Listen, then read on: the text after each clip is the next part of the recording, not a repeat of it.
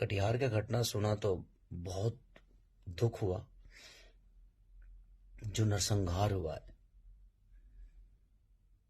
मैं एक कलाकार होने के नाते मैं तो सबसे पहले ये बोलूंगा कि अपराध का कोई जात नहीं होता और अपराधी किसी जाति से नहीं आता है। गोली किसी जात को देखकर नहीं मारता है, मारने वाला अलग हो सकता है। तो मैं यही कहूंगा कि ये बहुत निंदनीय है। बने मैं क्या बोल सकता हूं, निशब्द हूं मैं कि ऐसे लोगों को तो रहने का हक, जीने का हक नहीं है, जो किसी की जान की कीमत नहीं समझते हैं, जिस किसी को माँ के से बेटे को नहीं समझ सकते, जो किसी पुत्र के पिता को नहीं समझ सकते, जो किसी औरत के सुहाग को नहीं समझ सकते, जो किसी बहन के भाई की जान की कीमत नहीं समझ सकते, वो इंसान तो हो नहीं सकते।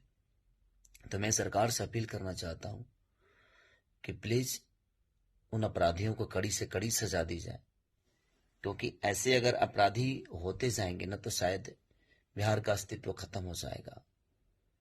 और इससे ज्यादा क्या बोलूं मैं, क्योंकि सुनने के बाद हम शूट पे रहते हैं तो हम लोग का नेटवर्क का बहुत पंगा होता है। मैं बाहर रहता हूँ और बहुत आदमी लेट आता है। तो मैं आज न्यूज देखा